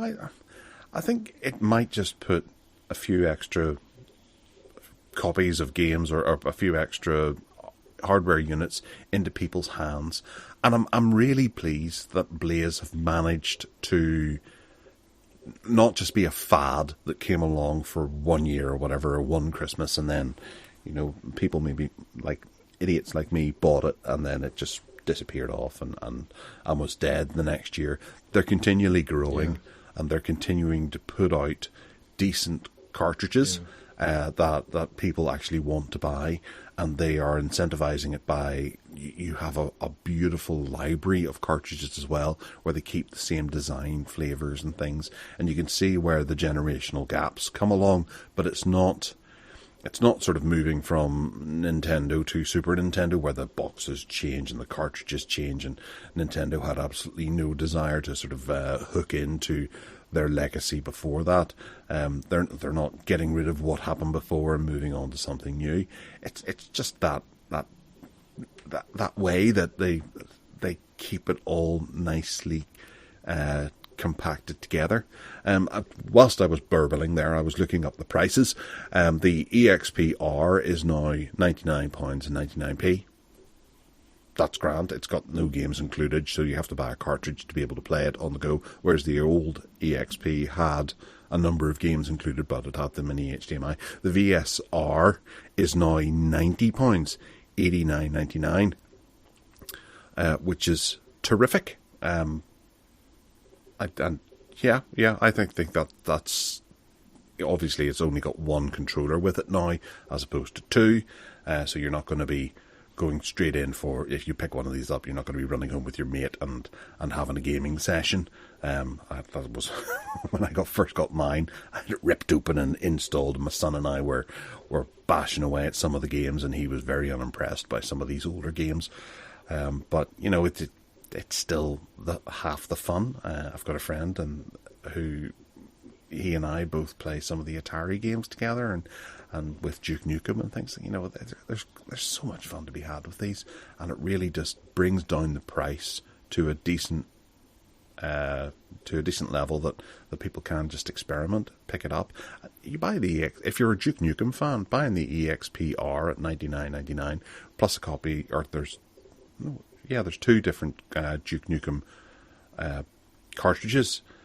That's £150, and you've got a nice collection of Duke Nukem to take with you on the go and have a whale of a time playing them. It's terrific. Terrific.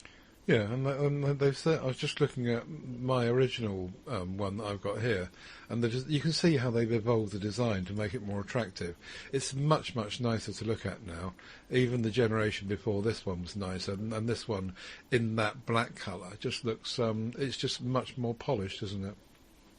Yeah, yeah. And the button layout as well is designed so that you can flip it up vertically and play arcade games on the go. Because arcade games used to come with the portrait screen orientation as opposed to landscape. Yeah. So you can play 1942 in its original resolution or original aspect ratio. Mm-hmm. Which is great. So continuing on the gaming theme, we have you with your Chromebook emulators guide. Oh, no, this is for you. I was looking through this list of names that I've associated with this article, and I'll read them to you. Retro Arch, Dolphin, PPSSPP, John Ness, Eclipse, M64 Plus FZ. And I can honestly say that this is the first time in my life I've ever seen any of those terms. So it's back to you, pal. Fair enough. Okay. Well, some of them are new to me. The last number that you mentioned there are fairly new because I do think emulators come and go whenever they get threatened with legal action and things like that, because I have bought emulators in the past for Android devices and they've disappeared, 6 months later because of legal problems. But the likes of PPSSPP, it's a big name emulator that emulates PlayStation Portable and all that kind of stuff on the go. And I remember when it first arrived, and it was just really impressive that you could play a PSP game on your Android phone on the go, admittedly with a few drop frames or whatever. The Dolphin emulator, I think it originally came for Dreamcast, did it not? But apparently it's Wii and GameCube, according to this article. But I kind of forgot about it totally. RetroArch is where everything is for me. I have it installed on my NVIDIA Shield, and I've got a 256 gigabyte USB device plugged in, which has all of my ROMs on there, and RetroArch just works really well. It's a solid front end that unites all of the emulators that are in the background, and you don't really have to worry too much about it. It kind of does everything for you. You can get a Pi or a Raspberry Pi version of it and have a dedicated Raspberry Pi that sits there and plays all of the games on your Pi 400 or whatever, if you were to buy one, and just have all of the games on the go. It's terrific. The emulation world on Chromebook, I've never quite gotten into, but I am interested to see that RetroArch obviously works on the Chromebook, and they're showing actually Stardew Valley here, which I think probably runs through the browser more so than anything else. But where you can get them natively running on the Chromebook, that would be rather nice. Have you never had a go with? No, not at all. So the difference between natively running on the Chromebook is what's being highlighted here, and not just using your Chromebook to use an Android app. This is beyond just using an Android app, is it? This has actually been written for Chrome OS. No, they're going to the Google Play Store and downloading which apps run nicely on the Chromebook using that. But then, there's no shortage of websites that are available, and you can go and select what game you want to play. You can even do that with PC emulators and Amstrad or Spectrum or whatever. You can go to a website and they can run an emulator on the website, which you can then full screen on your Chromebook and have a play. So this whole article is a load of crap and we're wasting our time. No, it's all right. It's just a bit of an eye opener that people can emulate on a Chromebook, and it's worth looking into if you enjoy playing no, I'm not going to say any Nintendo games, but Sonic the Hedgehog, if you want to play Sonic the Hedgehog, you can do it on a Chromebook. But you can also do any of this on an Android tablet, for example, if you're after a bigger screen or sending it out to a TV or something. I didn't realise that it was just all Android apps when I was picking up on this story. I thought it was like something else.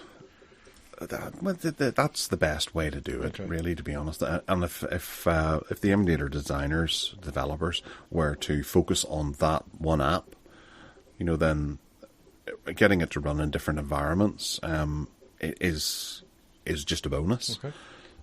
So they put, rather than having for them to go and sit and develop different apps, like I think was it Scum VM, which was the Lucasfilm gaming emulation jobby that they put out, and if you go to their website, they had all these different versions of it, and it must have been so tiresome for them having to port them over and fiddle around with them to get them to work for various different versions of Debian or whatever. Whereas if you just have an Android app and something that can run an Android app, then it can run on that. Yep. Android TV boxes run Android apps, Chromebooks run Android apps. So that's one thing that they need to do. Mm-hmm. Yeah. Nice. Yes. Although I would say that I while we're on the topic of emulation, I did download and install Exodos, which is absolutely phenomenal, and I don't know if I've ever mentioned it before, but it's worth looking into if you fancy going back to the days of MS-DOS and playing old MS-DOS games. It's absolutely glorious. The people behind it have taken they looked at the likes of GOG, which is Good Old Games, which you can go and repurchase, say, Dune 2, and run it in a modern environment, and it's done quite well. But they felt that it could be done better, where there's different versions of Dune 2 that's available to you. There's a CD-ROM version, there's a 3.5 millimeter version, or sorry, 3.5 inch disc version. And whenever it comes to you actually playing a game, you might not have played that game in VGA, for example. Lombard RAC Rally is a game I remember playing in CGA on my dad's Amstrad PC 1640, and I've gone on to various different emulators on websites and had a go at it, and it's always you play it in VGA or maybe EGA or Super VGA or whatever it was that they were able to emulate it in, and it just didn't quite hit that nostalgia vibe for me. And I remember it with a PC speaker as opposed to ad-lib sound card or something built in. So with Exodos, you can actually go in and select which way you want to play the game, which is beautiful. So I can sit down with the PC beeper speaker and CGA and play Lombard RAC Rally exactly the way I remember playing it. That's great. It's absolutely fantastic to do that. And in the same thing, you can turn around and play Slipstream 5000, which I remember purchasing in my Pentium 133 and playing through DOS with ad-lib sound card and having to configure the Sound Blaster drivers. I didn't have the best card, so I was able to select Sound Blaster 16 and be able to play that game that way to really tap that nostalgia. Terrific software, absolutely terrific software. And I remember I recommend it to anyone who fancies getting into that. So I'll stick a link to that in the show notes so that people can find Exodos. It looks really good fun. I must agree. Even as a non-gamer, being able to go back to some of those old games that I did used to play, and even when you'll quickly get past the fact that it's not modern and it looks a bit crap compared to modern standards, but it's all the nostalgia, isn't it? It is, yeah. And being able to play it exactly the same way that you remember playing it, rather than having to maybe update it with newer, better graphics or crapper graphics, depending on which way you happen to play it. Yeah. Very nice. All right, moving into Flap Your Trap about an app. There's a link here that you have submitted with 10 incredibly useful programs that every PC user should use from XDA developers. Ted, is there anything in particular that you fancy? I installed HW Monitor and then just got completely boggled by the information that it was serving up to me. It was just like, for goodness sake, you've got to be a super nerd to even decipher what's going on here. But sure enough, if you want to see what's going on with your computer, about the temperatures that CPUs are running at and the RAM voltages and the GPU, blah, blah, blah, there's just tons and tons of information in there. So it's not particularly for me. There's another one called Fan Control, which I couldn't actually get that one installed and running, but apparently that gives you kind of similar data for your fans and drills down as to what's going on. Power Toys we already know about and we've spoken about before. The GPU Z is something I've been using on Android phones, and that, again, that similar kind of thing really. The Revo uninstaller, I thought that would be very useful. But actually, when I went to download it, it only works with a specific set of applications. There's a list that you have to tick and say, yeah, I want it to work with these ones, and it's quite limited in that respect, from what I can understand of how that works. But once you've got it installed, it allegedly uninstalls things with leaving no trace, as their tagline says, unlike usually where there's stuff littered all around the registry and stuff, they sort it out. Start 11, I actually bought for 1 year, 2 or 3 years ago, and that's got some nice tools going on in it. If you want to replace your start bar, or in my case, the start menu. In my case, I wanted it to make it make my Windows 10 PC look like Windows 11.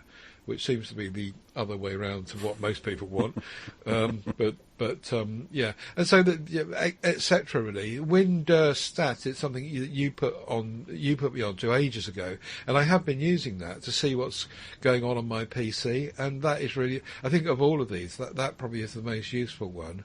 And what else is there? Nanite. What does that do? Nanite, yeah. Oh, that's it allows you, whenever you first install Windows, you can download Nanite, and through their website you can select all of the things that you want, so you don't have to go to various different websites to get Skype or Spotify or Chrome or Dropbox or all that. You can just select them off a checklist, and it'll download one little bundle. And you run the bundle, and it installs everything for you. Oh, I think that's what I was talking about. Tremendously useful. I think that's what I was talking about just now. It's that I was talking about, and not Revo uninstaller. Revo. Yeah. So I take back what I said about Revo uninstaller. I think it was that one I was talking about. Yeah. Yeah. It's a fairly decent little list of bits and pieces. I would say where WinDirstat is an excellent piece of software. Mm-hmm. And there's another one as well that I find WinDirstat to be a wee bit slow. But WizTree, WizTree, is one that I actually have installed as well. Whenever I just want to go in and you select the hard drive, and boom, it's scanned in like 20 seconds, or even less than that, 5 seconds maybe. WinDirstat can take about 30 to 40 seconds to scan a large volume, but I do prefer the layout of WinDirstat, probably because I'm just used to it over the years. It says, their website says it's 46 times faster than WinDirstat. Oh dear.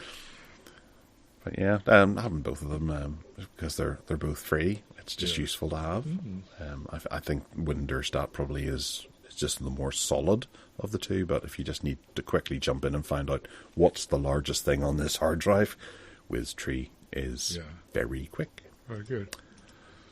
Anyway, there's some useful tools there. Do like little lists like that. You never know what you're going to find. I'm not a big fan of that Stardock stuff, not at all. Right.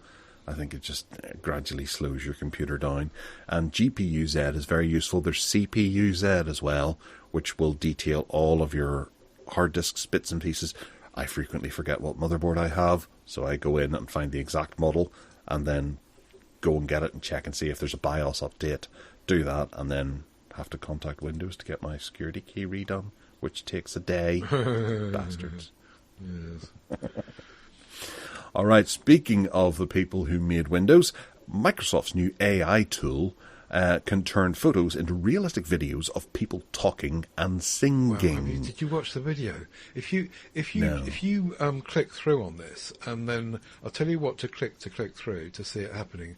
So if you click on in the first paragraph, there's a link to Unveiled. If you click on not Unveiled. The other link, which is AI Tool. AI Tool. Then scroll down up there, and you get to... No, it was the first one, I think. But they show you some videos going on there, and it's just amazing. Now, previously, ages ago, we talked about the fact that you could take a photograph of, say, your grandmother, and they would just show her moving and smiling and her eyes moving. Well, they've done pretty much the same thing here, except that they have... they've done it with video. And if I can ever get to this bloomin' page I was looking at earlier, here it is. Yeah, it was on the Unveiled link, which is behind a bit of a thingy. But on that Unveiled link, it's got pictures of video, example videos. And you just click on one of those and watch it running.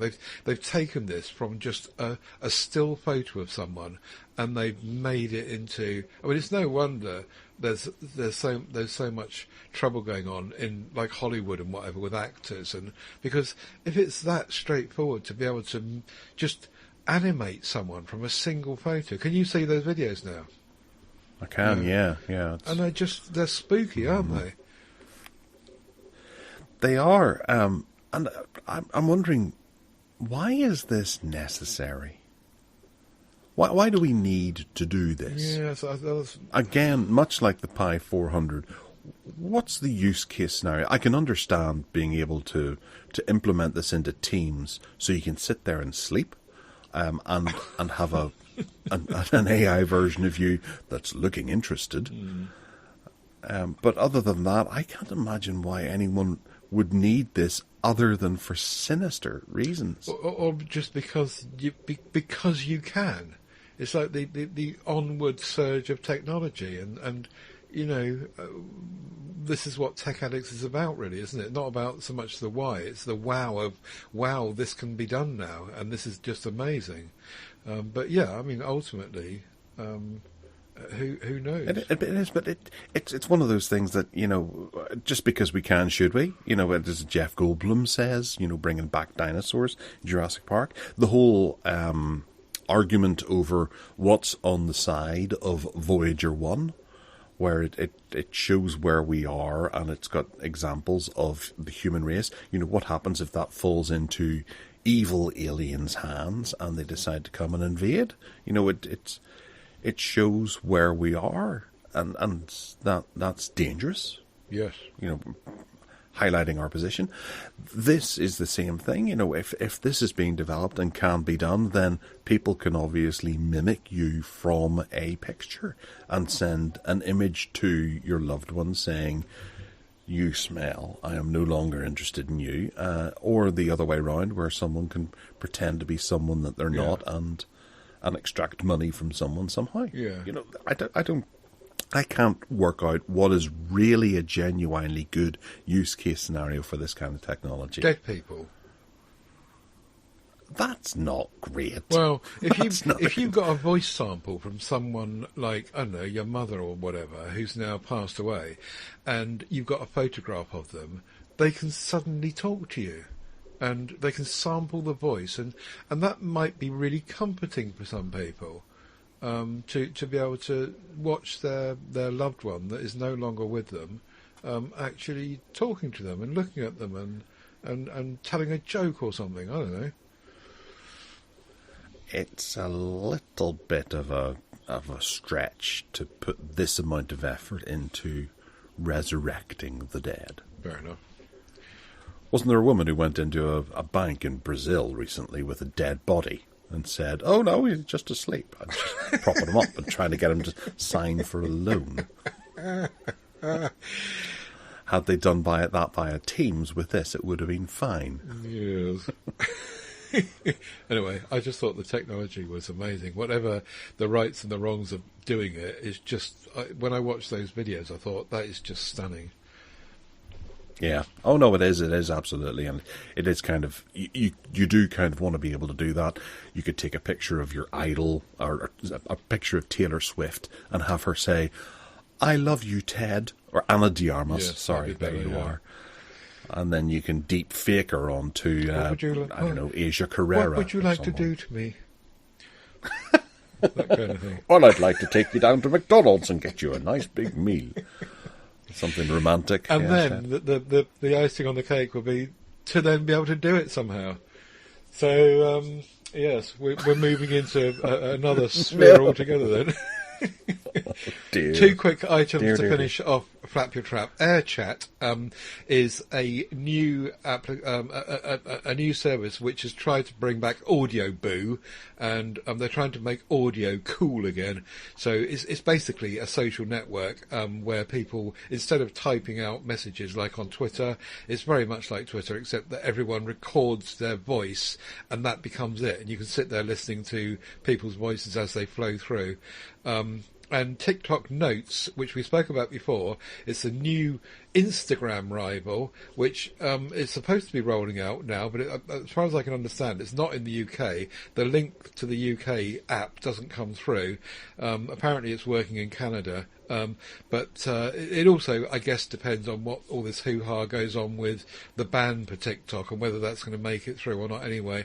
So TikTok Notes, if they don't get banned across the world, could be a thing coming along, but it's not working just yet. So that was my two quick apps. Okay. Will you be trying out TikTok Notes whenever it arrives, if it does? I don't know, because I got not that much interested in photography and pictures, but I certainly will have a look at it. I was quite interested in AirChat. It reminded me of when Stephen Fry was using Audio Boo years and years ago, and he made a real good go of that. There was another one. What's the other one called? I don't know, WebEx? No, Clubhouse. So Clubhouse had a go at doing that, and it's audio snips, and it's actually a really nice idea. And I remember quite enjoying using Audio Boo back in the day, and I have installed AirChat, and I have been kind of dipping in and out of it. It's quite nice. I haven't recorded anything yet. Okay. The reviews aren't terrific on Google Play. In fact, they're devastatingly bad. Right. But we'll look into it. Well, it's something different, isn't it? Okay, well, we're going to carry on with you, Ted, and all of the positive things that Google are doing with Chrome and their various avenues. Nothing negative allowed in this section. Right, the dark theme has eventually, after I've waited for months, come through to Google Drive on the web. Oh, yeah. And you can actually... Now, turning it dark doesn't drill down into documents or anything, but it only, basically the file manager.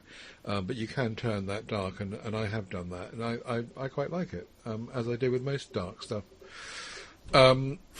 Google Chrome removes the side panel button in favour of pinning. This means that button that used to be in the top right hand corner to open up that side panel with shortcuts then to reading mode and bookmarks and all of that, they've now done away with that. And if you now go up to the three dots in the right hand corner and go to more tools, you get the individual hooks in there. So if you click on reading mode, it then pops the thing up as an individual app. So they've made apps really of all those things that were in the sidebar, and that's how you access them. And you can put little shortcuts into your bookmark bar if you want to. Google is launching a paid version of Chrome, but that's not really a story because it only applies at the moment to enterprise. So we'll move on from that one. At the moment, they're talking about hyping the security around Chrome, and some of that will filter down to ordinary users like us, but most of it's to do with the enterprise users and business. The Google, we spoke again about a way that Google are going to be putting adverts into YouTube, because everyone's complaining about the way in which they're done at the moment, which is really intrusive and crap. And what they're talking about doing is, while you're watching a video, shrinking the video you're watching to one side, and alongside it putting an advert that runs while your video is still running. And I actually think that's quite a good idea. I think that more people are likely to just let it run off to the side and still watch what they're watching. But we'll see how that works out. Now, if you've ever had a Nokia tablet, you will also know that there was this entertainment zone thingy which was off to the side. Google Play have accidentally revealed this thing called Cubes, which again we spoke about ages ago as coming soon, but apparently it's definitely coming now. And it's just like the entertainment sphere, that's the word, the entertainment sphere, or zone. Anyway, entertainment zone, yeah. So off to the left on a Nokia tablet, that's what you get. And you've got no choice. It's stuck there. Now, what I reckon that Google are going to do eventually is to replace the feed on the left of the home screen with a very, very similar setup. At the moment, this is locked. It's going to be locked into Google Play, so you won't see it unless you go into the Play Store and see what's going on in there. But I think eventually, that left-hand panel from home is underused, and I think they're going to do what Nokia tablets have done. They're going to stick it all in there. And lastly, the podcast export tool, the Google Podcasts export tool, is rolling out worldwide ahead of the June shutdown. It's already shut down in America, but it hasn't in the rest of the world. And ahead of that, they've made this tool available, and I did mine and it worked absolutely perfectly. I mean, once you get back into YouTube Music, it's a right mess they've done with podcasts, but the actual exporting of my podcast worked really, really well. So there you go, that's my little set. Well, that's quite interesting about the podcast one, because obviously that's a bit of a shake-up. Yeah. And I was quite surprised how well that worked. It was you run the tool, tell it to do it, and then open up YouTube Music, and that's it. All your podcasts are all in there. But anyway, the way in which it works, it's still messy and buggy. So they need to sort it out if they're going to be serious about podcasts. Yeah, that's true. The Cubes thing as well, it could be good, but it's always had a problem of regionalization. Where it's always designed for, sort of the American services, which is obviously where the big numbers are. But whenever it comes to a smaller country like ourselves, we always struggle to actually get the content implemented there. The BBC decide, no, we're not going to put our stuff on there, or it doesn't recognise ITV, or it depends on what services you have, and it can be really frustrating. Thinking about how Google TV works now, where you go looking for something and it's bringing up Amazon Prime or something that you don't subscribe to be able to watch this thing, and you're like, well, I don't want to have to be advertised a subscription in order to use something. And we need to break down the barriers of regionalisation when it comes to making content available. So that these sorts of things work on an international scale as opposed to regional scales. Yeah, well, you can lead the charge, Ted. On you go. Actually, the same thing was true. When I went into that, I went to find out how much it was going to cost to get the Pi dock. And the same thing happened there. It was all, even though I put United Kingdom in there, all the pricing just remained in dollars. And everything is just America-centric, isn't it? You're quite right. Yes. Imagine what it'd be like if you lived in France. It'd be even worse, wouldn't it? Yeah, absolutely. or even Papua New Guinea. Yes. Or yes. Or shall we continue? Right. We could do, yes. There's a few other countries we haven't covered. Anything else you want to talk about from Google? No, but I'd love to talk about the bargain basement, because we're seeing it almost 2 hours, and we're getting through it. So we'll start off with a little set of studio speakers, studio monitor speakers to be precise. These, I think we've actually covered these before. They look a bit familiar, but they're down at such a nice price that I felt I'd throw them in again. These are the pre-Sonos Eris E4.5 studio monitor speakers, and it's for a pair. That actually stands out in my mind because I think we had a discussion because you were worried that it was just for one. Oh yeah, that's right. Because there was only one depicted and it didn't actually say pair, but they've gone back and changed it now to a pair, to appease Ted. These are two-way high-definition multimedia speakers with 4.5-inch drivers. They're wired, which is very nice. They look nice too. They've got a power button on the front. They have aux-in, headphones, and a volume button on the front. And they look like decently chunky speakers. Obviously, they're going to occupy a large amount of space on your desk. But if you go around the back as well and have a peek at the back, there's tons of different ports and things for you to be able to plug in various different things. And I'm actually looking at these from the point of view of being desktop speakers that you hook up to your computer and be able to use it that way. They're great. There's little acoustic tuning knobs on the back for high and low frequencies. There's a left and right TRS. There's L and R, our left and right inputs for RCA, and then there's outputs for the actual proper speaker wires as well. What do you think, Ted, for dropping in price from £136 and 27p down to £109 and 99p right now? Would you have a set of these? They look lovely. And you can also get a smaller set with 3.5-inch drivers for $79.99 on the very same page. You can also get a Bluetooth version of the same. So if you don't want to have everything plugged in, you can send stuff to these things by Bluetooth. They're actually really flexible, aren't they? The range of these are very flexible. And there's also a bigger one as well. Oh, currently unavailable, it says. Well, the wired one, 5.2-inch nose, currently unavailable. But, yeah, pre-Sonos Eris, which I don't think I've ever heard of. Well, before you mentioned it before. No, we've definitely done them before because they're ones that I've had on my radar. I've heard of them. And I'm pretty sure we had them in Bargain Basement before, but it might not have been for these 4.5-inch ones. But I think whenever you have a desktop setup, studio monitor speakers are just terrific. You can have your gaming speakers, which prioritize the gaming sound effects and stuff, but this should be able to handle everything you throw through it at a top-notch level. But yes, looking at those E5s that you were talking about, the 5-inch ones, they're fucking huge. Right. There's not much indication about how physically big these are.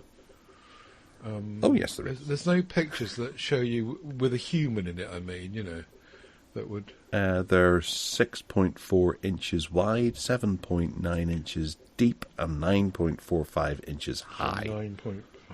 Oh yeah, okay. They're quite dinky then, aren't they? They're not too big. The other ones are the E5s. They're 15.12 inches high, right, which is big. What about the 3.5 ones? Are they smaller again? They're 8.3 inches high. 8.3 inches. Yeah, they're really dinky, aren't they? They sound lovely. Yeah. I've got my 25 watts per speaker. Very nice. Perfectly good enough for a desk. I've got my Marshall Acton 3 now, though. Right, back to gaming. And on Curry's website, they're selling the MSI Claw, which we spoke about on the show before, for 599 quid instead of 799 quid. And that's all I've got to say about that, because I can't remember what you said about how good or crap the MSI Claw looked. Well, we don't know yet because it hasn't really been reviewed by too many folks out there. Having a quick look here, even on the Curry's website, there's 2 reviews, both of which give it 1 out of 5. Bad, unoptimized system, and this may have some promise and be one of the best handhelds. However, at the moment, it is nowhere near that and maybe a few months after updated drivers and things. So we'll see. £200 off brings it down to £599. I got a feeling it was £599 on release, and then it went back up. Went up to the normal price. This has got the 1 terabyte SSD inside it as well. So an i7 as well, can, or a Core Ultra 7. I think you can get a cheaper version of this, though, can't you? Yeah, with lesser specs. Anyway, just thought I'd mention it. Yeah, no, absolutely. Someone out there might want one. I don't see why they would whenever there's a perfect good Steam Deck OLED lying around for less money. Yeah, sure. But that's it. With the £200 off, it's a terrific saving. Right, next up is the Mercusis. It's like Mercury with Mercuries with a different S, or it's cis at the end. This is an 8-port gigabyte desktop switch with 7 ports of power over Ethernet plus. It's got power budget management up to 65 watts for those Ethernet, which is very nice. Being able to power your devices via Ethernet is terrific. And it's gigabit as opposed to 10 port 100 megabyte per second, which is $27.99. This is $34.99, and a terrific little desktop switch, which a lot of people do need. I can't think of how many I have around the house. Everywhere I've got an Ethernet port, because I put in Ethernet ports, I've pretty much got one of these attached, because you just need more and more and more of them. And this is a terrific little price for one that comes with the gigabit and power over Ethernet. 7 ports for £35, down from £45. Terrific. Very good, yes. Very nice indeed. That takes me back to the days of the office and trying to network or understand the networking in our office back in Sussex, and playing about with these boxes and plugging stuff in, and it was just a complete network maze of wires everywhere.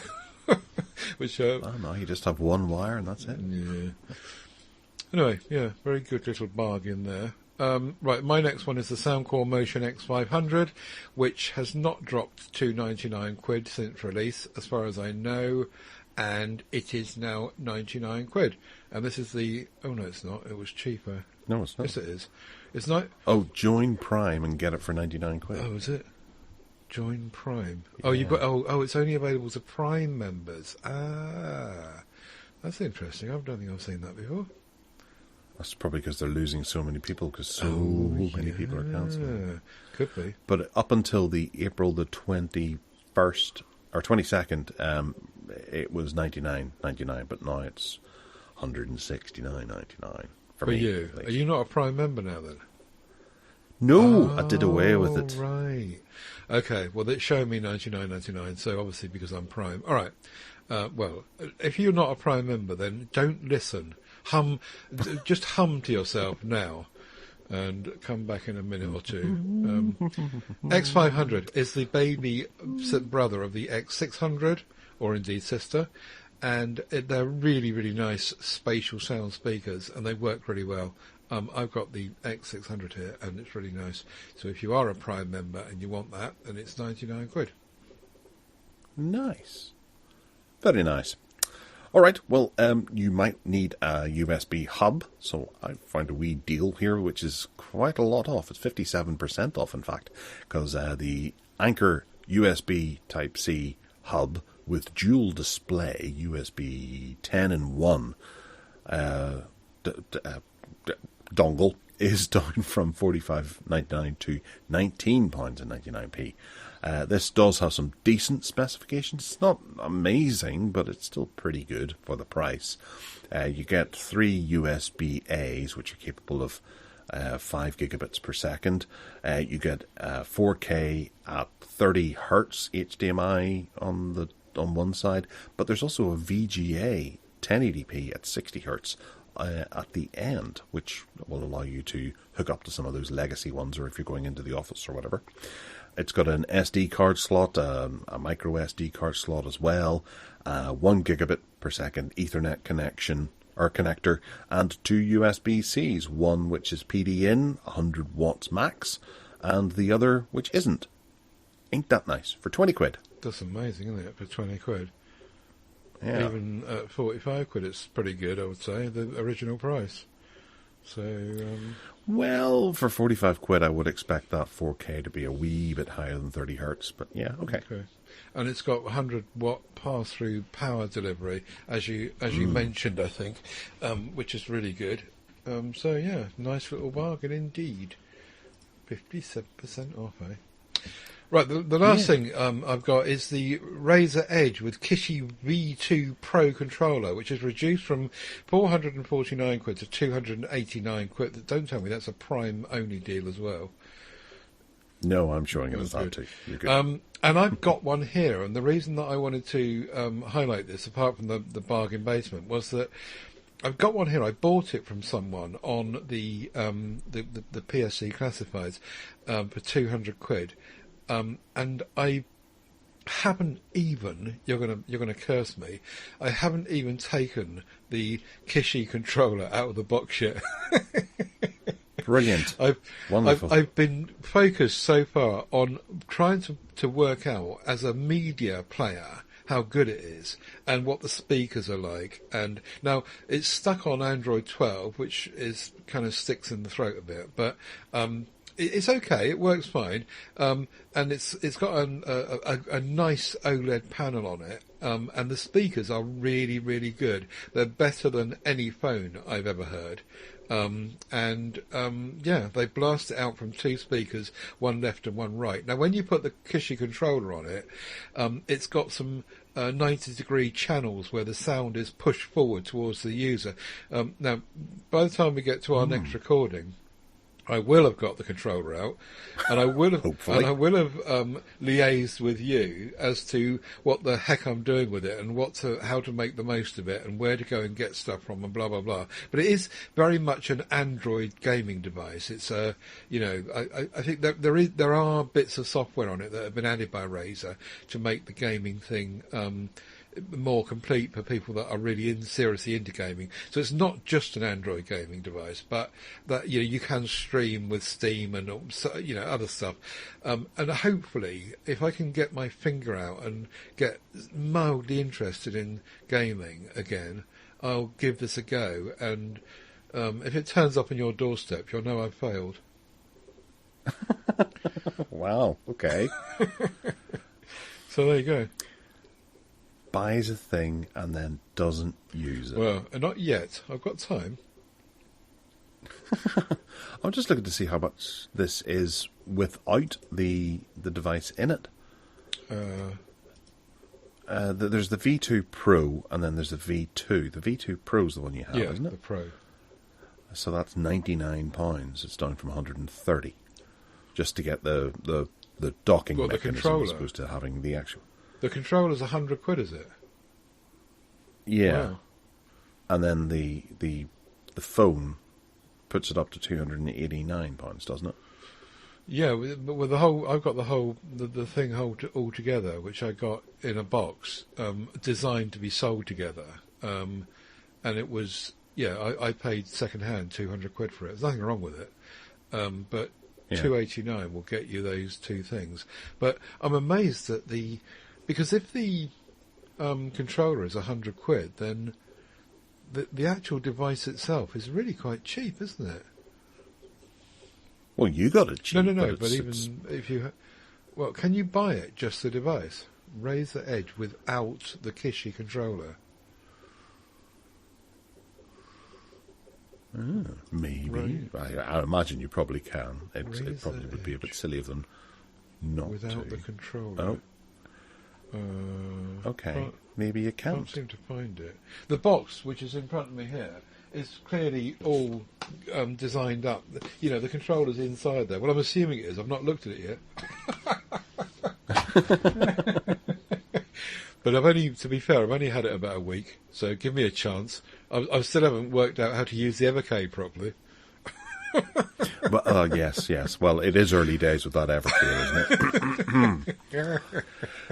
I really want to do gaming. I really want to get into gaming, but whenever I I get my Nintendo Switch Lite out, and after a few minutes of just playing it, oh right, yeah, I've done that, I've had enough of that, and I put it down again. And I've only played for about half an hour, and I just don't have the same urge and drive that you have to keep going back to gaming stuff.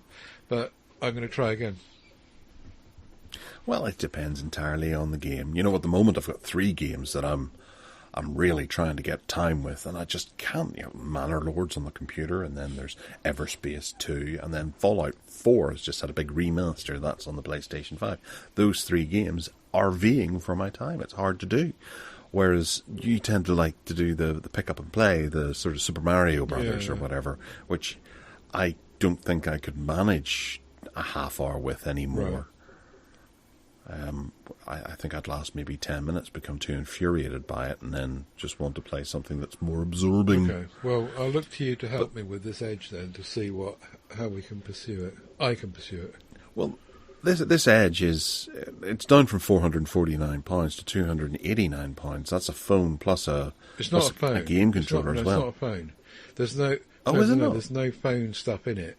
But you can use it without the controller on it as an Android tablet, basically. It's stuck on Android 12, as I say.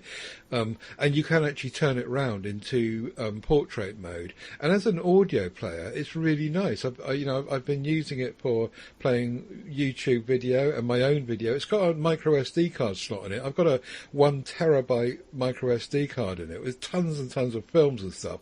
And it's really nice. The screen is oddly not square. It's got this rounded corners thing. Edges, yeah. And that's actually quite nice. It feels a bit retro almost. Everyone that you look on at YouTube that are reviewing it saying that's crap and it's stupid and why didn't they just put it out to the corners? But actually I think that's really nice. So as a media controller, a player, either video or music, it's really nice. And the speakers, as I say, are really good, better than any phone I've ever heard, and it works really well. But it's not a phone. You can't. It's got no telephony stuff going on. Right. Okay. Wow. I hadn't quite figured that. I think we have discussed this whenever it was coming along. I'd somewhat dismissed it as, well, maybe I did know that it was a gaming handheld whenever the articles first came out about it, but I just forgotten. Right. It doesn't. Wow. It's a missed opportunity of putting a phone in it. Yeah, that is true, I suppose. But then and then give it to a 5-year-old. But it's got software built into it. I'll come back to it when I play with it more, and we'll talk about it again. But it's got software built into it that it's got a front end, which I can't remember what it's called, to be honest, at the moment. But it gives you a kind of interaction to choose games and to go off to this store and that store and to hook into these services and that service and whatever. I just need to spend more time with it so I can talk more authoritatively. At the moment, though, I'm really pleased with the sound it makes. Right. And the pictures. Because when you're watching a video, if you're okay with the rounded corners on the screen, I watched a TV show on it this week, and it was just great. It's got a lovely OLED panel on it, really, really bright. It's also got an always-on display, so you can have it as a clock when you're not using it on the side of the sofa. Yeah, there's lots to like so far, but I just need to spend more time with it. No, it does. I'm genuinely interested in it now. Oh, well, stand by then. So wait by your door.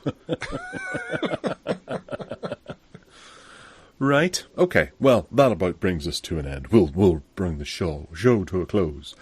If you want to get in touch with us, you can by emailing us at gareth@techaddicts.uk. I assure you that email is working. I have 2 emails in it from people going, I emailed you before. Like, oh, right, okay.